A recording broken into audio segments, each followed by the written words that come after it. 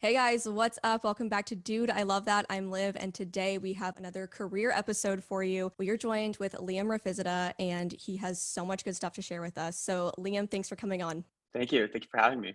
Yeah, so do you want to give a little intro of what you do? Because I know you do about 1,000 different things, but what would you say that you do?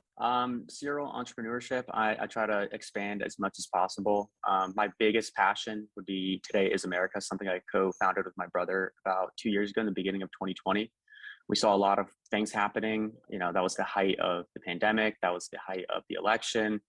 A lot of things we disagree with that was going on. And we had a lot of ins with a lot of political influencers. And we got behind TikTok and got behind Instagram influencers and started Today's America. And it's been rapid growth ever since then. We're now the fastest growing served nonprofit in the country. We are one of the largest with influencers and would probably safely say have one of the largest reaches on Gen Z. Wow. So that's incredible. And Thank especially you. Yeah. for Gen Z listeners, out there that are kind of feeling like they were not having anywhere to consume content like that. I know personally, look, if you know me, if you follow me on Instagram, you know that I have it out for TikTok. I really don't like it, but recently put a podcast on there via my friend. But you guys actually harnessing these platforms is so cool because a lot of people out there are completely disconnected from how impactful social media is. Very important. We get that a lot. Like, why are you on TikTok? Are you concerned with the China data and stuff like that? And like our response is being on TikTok is just as important to reach our demographics of young people there. And it's not just young people. I mean, like we've seen such an increase of even adults being on TikTok, and there's mom TikTok, and there's all these other subdivisions of TikTok that are important to reach. And that's why we're sticking in it and we're staying with it. We're not going to go anywhere. We've been banned 1,000 times. I now have a personal relationship with the political affairs department at TikTok, and every single week they get a sad email from me like, hey, sorry, it's me again. Can you unban? I have to give them like an A list of people to unban and like to look at their accounts. And it's quite lucrative, to be frank. Oh my gosh. I mean, if you've ever been like a social media manager or whatever, you'll feel the pain of that.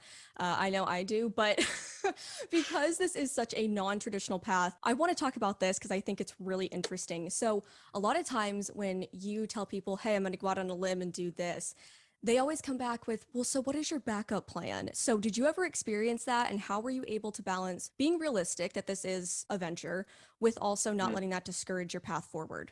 Oh, I've gotten that so much in my life. Where to begin? So, just a little backstory. When I was 18, I enlisted in the United States Navy and soon med boarded out because of my diabetes. So, I got basically kicked out in a way because I'm type 1 diabetic. So, I was pretty frustrated and didn't really know what to do. I went to a military academy for 5 years, and the only thing I knew was military, military, military. I went to college, kind of a mistake, and I dropped out very soon. I think I did 3 or 4 classes, and I dropped out because I had my business going. I started a business. I did digital marketing when I was 18, and I was killing it. So I talked to my parents, and I was like, I want to drop out. They're like, if you're making money, go for it. So I did that for about 2 years, and I got a lot of crap from family, friends. It's like, oh, you should go back to do school.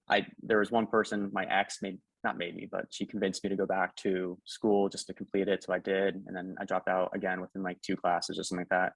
College was like, I just viewed it as such a burden of time. And I just was not a fan of sitting in a class with a professor that knew nothing about business. Most of the time, they're just reading off of a textbook. They're not going off experience. Like most business professors have never even started a business. So it's like, I'm not going to waste my time in that. I'd much rather grow something on the side. So I dealt with a lot of crap from my friends, family, just all the time in my life. And then when Today's America started, ironically, me and my brother Cameron, we founded that, and our family was like, they thought it was just a kind of like a COVID passion project. Or just like, we were just like kind of like eating time away. Cameron worked at corporate and had a lot of time in his hands. Corporate companies were sending people home, just like work from home and stuff. So we had a lot of time. So like we joke about it all the time. We started Today's America. We were playing Call of Duty like on Xbox, and we're like, we just started that over that in our free time. And our parents were like, you guys are wasting your time, blah, blah, blah. There's no need to go get political. You're gonna ruin your careers, blah, blah, blah, blah, blah.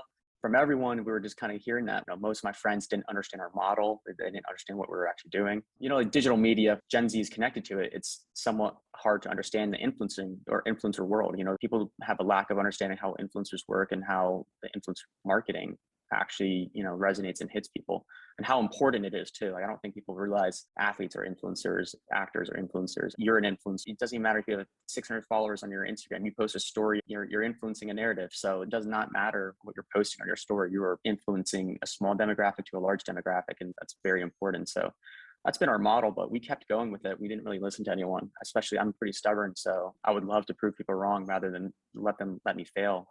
Sure, like I could just be like, okay, yeah, let me just stop doing what I'm doing. But I believed in myself and I kept going. And so here we are, This doing is pretty so well. funny hearing you say that, because we had a conversation briefly on Instagram about the fact that you might be an Enneagram Type 8.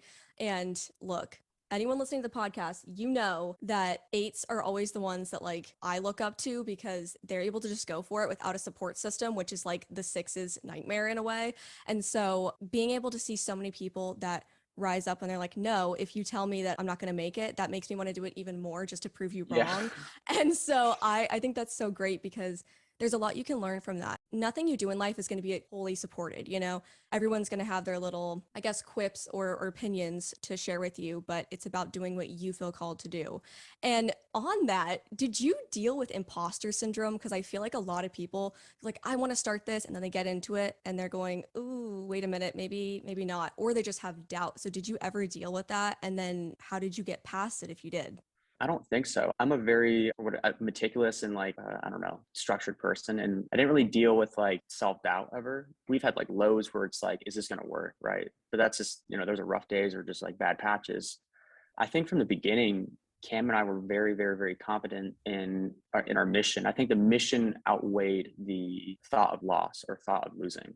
So that was very important to us, because we didn't start out as a nonprofit. So we started out, our main thing was selling merch. We did merch with influencers, and that was our main vehicle for driving revenue, was just merch. And obviously you need revenue to make business keep going, and you need money, right? So that was our vehicle for getting there. We explored nonprofit because we were like, well, how much easier is it to fundraise for the programs you want to do? Or sorry if you hear my dog.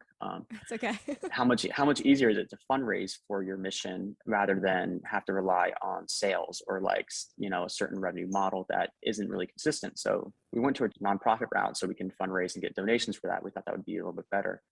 And for the most part, it's a lot easier, I would say, because merch, that's a whole separate business model in itself. Like you have to rely on advertising, marketing, and all this stuff. So that's just overcomplicates things. But I don't think I ever dealt with like the self-doubt. To answer your question, I don't think so. Again, there you go with the the potential Type 8 confidence of just finding a way to make it work no matter what. Even though you had to kind of shift originally what you were doing, it ended up being better for you in the long run. So I think that's even a good testament to just sometimes you start out doing one thing and then you get redirected and it seems like this is a lot of hassle or whatever, but it ends up being the perfect fit for you. So even though a lot of people over the last few years have been like, I'm going to be an entrepreneur. I think COVID really sent that one flying. But a lot of people are like, I'm going to start a business. And even though they're passionate, they're not able to make it work. So what have you done that's been able to really make you as successful as you've been so far? One thing that's always stuck with me, two things, honestly. So growing up in a military academy for high school, it's a lot more harsh than growing up in a house and going to public school, right? I didn't really have I had a mother, but my mother were ex-military men that were training me day in, day out. And it was a lot more harsh. It was not, warm and cuddly love. It was tough love. And with that, there's a lot of things you learn in military culture, a lot of things. And one of the things that's always stuck with me, it's really like the expression of there's no trying, there's only doing. And the military has a pretty strong take on trying is actually failing. If you're not doing it, that's successful. But if you're trying it, saying I tried to do that, you failed. Military goes for 100% success rates. If a mission is 98% completed, it's failed. So with that mindset being drilled into for years and years and years, you kind of develop a habit of never wanting to fall behind and never wanting to fail. The other thing is, this is my own take, love my mom to death, love my parents to death. Do not listen to your parents, listen to your mom, right? And that sounds kind of funny, don't listen to your parents. Your parents are not going to understand new ways of making money or new business, right? It is completely different from what the 80s and the 70s, 60s, whatever time period they grew up in. Business has changed ever since the 2000s, the technology age, the dot-com boom, everything like that. It is nowhere even close to being the same. So when your parents says, go to college, get a degree, get a safe job, start saving money, if you want to do that, that's your choice. But there is so many other ways of going about life now. And there's so many more efficient ways to go about life in the 21st century. I say listen to your mom because your mom's going to give you the best advice about girls, relationships, life in general. Listen to a podcast about some 21-year-old making millions of dollars, not your parents. I'm sorry. Hey, buddy. Kyle wants to Just join. Hey, buddy. like, I would like to be in this. No, I think Wants that's his good camera time. advice. So it is good advice because you're not listening to the other voices, you're listening to your voice. And I think that's really important. And that's a huge step in really gaining confidence in yourself, because a lot of times we rely too heavily on outside forces for validation or for that okay to go ahead and do something that we know we're supposed to do. And if you're looking for things everywhere else, you're never going to be happy, number one. But number two, you're always going to be relying on people in order to tell you something that you should do. And so I think it's really important to establish what you know is right and go with your gut on that, because overthinking it's going to land you in trouble, and running with your feelings is going to land you in trouble. Yeah, that's spot on. Going with your gut is probably the best thing. I mean, like feelings are good to have. You know, most people say I have no feelings or empathy for most things. Again, the military does certain things too, where it's the factor that just gets thrown out of the door. But I mean, I follow my gut and I follow my brain, what it tells me to do all the time. I ask, you know, I'm a very faithful person. I ask God, I pray a lot for advice, and I don't ask God for things. I ask God for knowledge. I ask God for the path. I don't want to sit and pray to God for wealth and materialistic things in my life. I think knowledge and advice is the way to go. Trust your gut. When you have a crazy idea, most people like, oh, I have a business idea, you know, and it sounds crazy when you spit it out to your friends or whatever like that. Try it. There's no harm in pausing your example here, pausing your life at Chick-fil-A from being cash register person and pausing your life a little bit and just going to go try a side avenue. There's no harm in that. There's no harm in just trying a side business or a gig. You can always go back to being a bagger at a grocery store. You can always go back to being a teacher. You can always go back to being a nurse. That business plan like feels right to you. You should most definitely not stop everything, but to try it out at least. 100%. And in such a digital age, it's usually extremely cost efficient to just try it. Like, it might be just starting an Instagram account. You think it's going to be this big ordeal and you hype it up in your mind, and then you actually do it and you're like, oh, wait a second. This is not nearly as much as I thought it would be. And to hit on your point before about some people saying, oh, like you have no emotion or whatever, eights out there, you understand what he's talking about. And also fives, a lot of times you guys have that thrown at you, but that's one of the biggest misconceptions about your types, is that you guys don't feel, or you guys aren't as empathetic. But really, remember, eight has a connection to two, which is in the feelings triad, and it has a connection to five. And so you're using your heart, your head, and your gut, which is such a good, I guess, use of all the centers. And I think if you are an eight and that is being thrown at you, don't listen to anybody that says that. They're absolutely not right. And eights are some of the most caring, generous people. So I always tell people it's not my words, it's my actions. You know, like I might not say I love you or the, you know, the words of, was it words of affirmation, I think is what they say. My actions, I would say, speak way louder than any of my words. I'm a simple guy, I like to say, but you know, my actions will speak louder in the long run. Which we just talked about that with, I think it was in the second to last episode, we talked about an eight that had the same thing. So if you're interested in the pop culture side of things, go check that out. But this is going to be really interesting. So I want to shift gears and talk about speaking out about hot button issues. So obviously you're in the political space and there are a lot of crazy things happening right now, or I guess actually over the last few years. But a lot of people are scared to speak out because they don't want, people to come at them, or they don't want a confrontational situation. And so, how have you been able to be so confident about speaking about your views? Oof, quick answer. I don't really care what other people think. You know, one of the other things we learn in the military, it's character over reputation. So I know my character, God knows my character. Character is truth, reputation is what people think. And so I don't really care what is said about me. I don't really care what, my DMs are filled with unfathomable amount of hate, and praise. Like, I don't just get hate, but I get a lot of hate. I get crazy people coming in my DMs, and I read it for entertainment. I usually don't even respond, but it's a good passing time thing. But I mean, I've lost friends, I've lost family, that don't like my opinion on things. And it's just, you got to draw the line where how much you care about your reputation, I think, and how much you want to impact. I want to change the world. People are always going to disagree with you. There's always going to be opposition to an opinion for what it is. That's just primitive. There's never been a society where everyone is thought the same way. There's always opposition. So do you want to be remembered for not really doing anything and just letting everything happen? Or do you want to be impactful? Do you want to change the world? And I would say I do. I mean, that's why I originally wanted to serve. I signed my name on a dotted line to hopefully to go better this world, to go change, to give my life to a greater cause. That's what I wanted to do. And, I feel like I'm completing a good bit of change and impact through Today is America. So I'm kind of happy that I've landed on, I call it a passion project because, I don't make money from the political world. I do other things for business. So it's a passion project for me. Yeah, that's amazing. And this is kind of going back to business, but a lot of people think that going into business for themselves and starting their own thing up is going to allow them more of like a work-life balance, but then they end up not realizing that the two become so intertwined and it's kind of hard to separate them. So, how have you been able to stop yourself from getting to a burnout stage? Oof, I get that one actually all the time. I do a lot. So I'm spread very thin through I'm in different industries, I'm in different businesses, a lot of different ventures, and it's a lot on my plate. And not to say like this does anything, but I don't go out drinking, I don't go partying, I don't go out on the weekends. I really don't hang out with many people in a social capacity other than like my brother and my core business team. Not to say that makes it easier. It just like eliminates a lot of the distractions and it kind of just lets me like when I need my downtime, it's very easy just to like, have a break. But my mindset is I want to burn myself as much as possible in my 20s, gain as much wealth as possible in my 20s. So in my 30s, when I start a family, I can be with my kids and my family as much as possible and still work, but keep it a lot more life centric in my 30s and 40s and, have that better balance. I'm okay if sacrificing, I'm young and I can do these long nights, and work until 3 a.m. in the morning sometimes. I rather burn myself now. And I don't really, again, it goes back to the military discipline. It just kind of help, if you're a structured person, you can do anything. If you have discipline, you can literally do anything. So like burning myself, I feel like a necessary evil in the moment, for future freedom. That's a really interesting take because I think a lot of people are really on the train of like, don't ever get to the point where you are burning yourself out, and they don't realize that sometimes that's just the season you're in. Like, so I hate to use the word season, but whatever. But sometimes you're just like in that place where that's just how it is, and you have to mentally prepare for that yourself. But there is something to be said for working as much as you can while you can and getting to enjoy life later. I mean, this is kind of a different thing, but I realized for myself, I'm like, I have the most energy as soon as I wake up. By like noon, I'm starting to have issues. And so I was doing like my quiet time. Sounds so stupid. I'm like 102.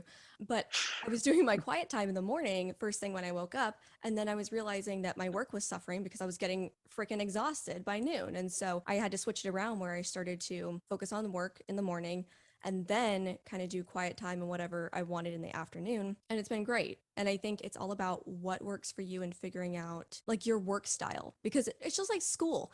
No one learns the same way, no one works the same way. So figure out what works for you and hone in on that and actually do it to the best of your ability rather than trying to fit into this societal thing of like what work should be.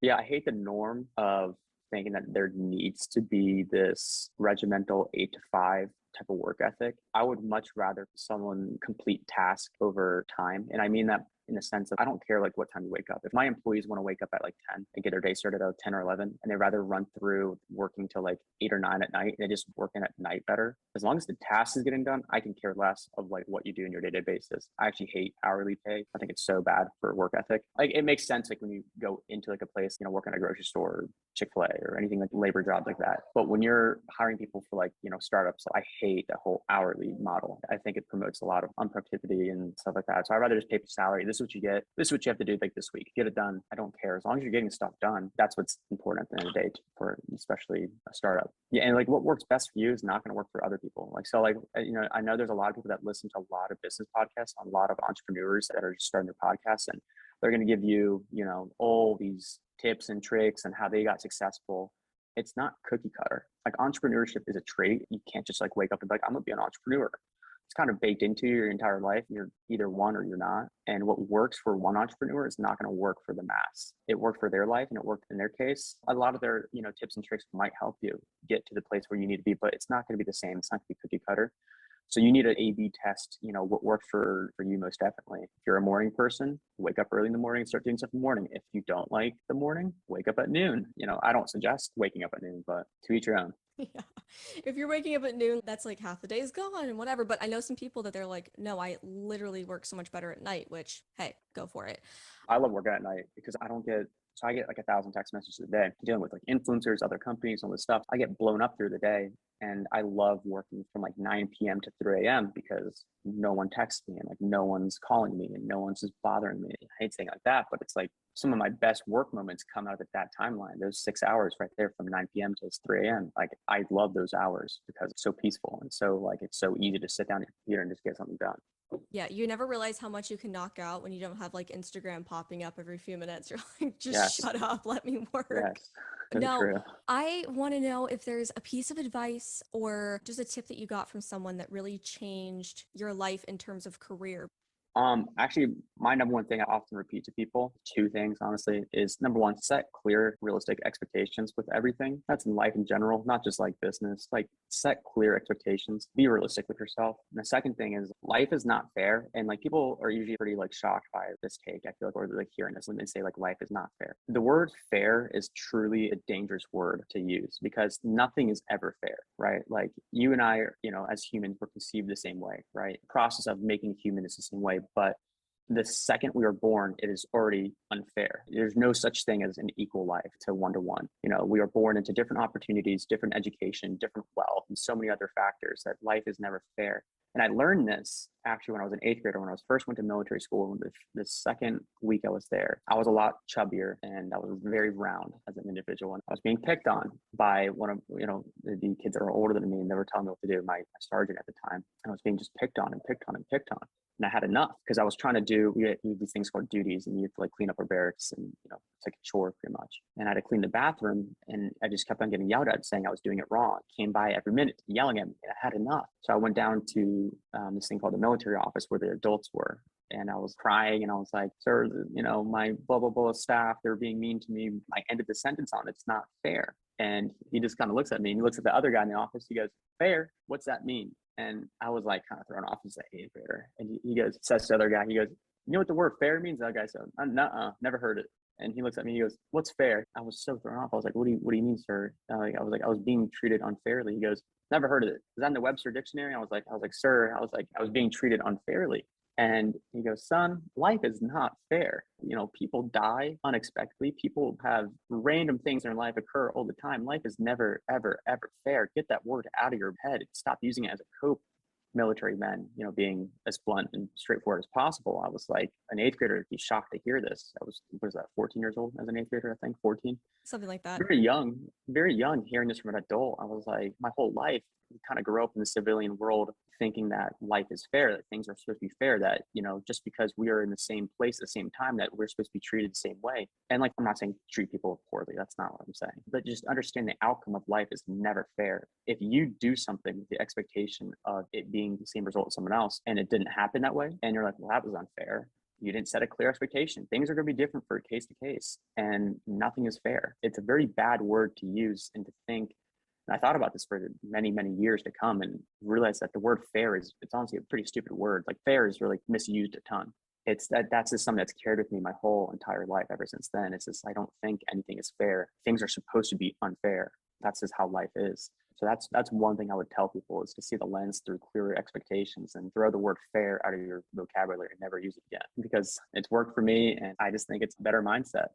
That's awesome. And everyone probably needed to hear that right now, because I think there are some things in life where people are like, well, that's just not fair. Like that shouldn't have happened to you. And they kind of, I guess they're trying to help you, but they end up kind of coddling you and It's a giving cope. you, Yeah. right. Yeah. They're giving you like an expectation that it's supposed to be a way that it never ever will Yeah, be. it was supposed to be that way. Like, don't worry. Like, it was supposed to be that way. That's unfair that happened. But again, nothing is fair. Look at the world. Like, history will show you that nothing has ever been fair. It's a dangerous cope. It really is. I much rather have friends that are telling me the truth after I fail and I fall. I'd rather 100% friends tell me like, yeah, dude, you should have done it this way. Or yeah, man, like, we could have got it out it this way. I don't want to hear, hey, let's go get some comfort food and let's, play Xbox. And, it was unfair for that to happen to you. Like, I don't want to hear that. Like, it's just nothing ever goes to plan all the time. And people have to understand that's okay. You need to be able to like deviate and like just bounce back. And that's just doing a full circle conversation about that. But yeah.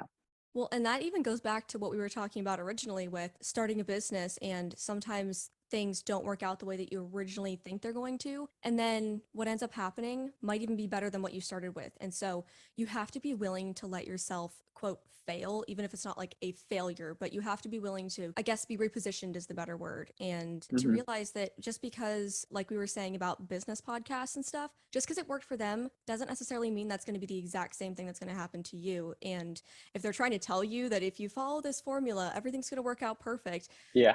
don't listen to them. They're selling you a bunch of crap. But yeah, I think once you realize that things aren't just going to be the way that you think in your head, there's so much freedom in that because you're not living up to these impossible Absolutely. standards. Yeah. I mean, like, this is just my personal belief. I think if you're seeking like true advice and like you are really just confused about life, I seek God. Like, that's just like, that's what I do. I'm a very faithful person. I like to have conversations with God. I often, like, when I shower every morning, and I like to just sit in the shower and just pray and pray and pray. And it helps when you have like a bench in the shower. You can actually like sit and pray. I was like, I was like, okay. But no, like, I just find it like very peaceful, and it helps start my day is just starting with praying a lot. I think religion in general, there's obviously a lot of different religions. I think religion helps your clarity in life. Doesn't matter the religion. I think religion is important. I think being spiritual is very important in general. Do your own research and figure out what religion you align with. But I think that's one of the biggest things that's helped me is strengthening my connection and relationship to God. That's most definitely helped. Well, that is the perfect way to end this episode. Thank you so much for coming on again. And do you want to shout out any projects you have coming up or social media? You can look me up on Instagram, just Liam Rafi. That's the main thing I'm doing right now. Today's America. I'm going to keep on going. Guys, thank you so much for listening and check back on Tuesday for a new episode. Bye.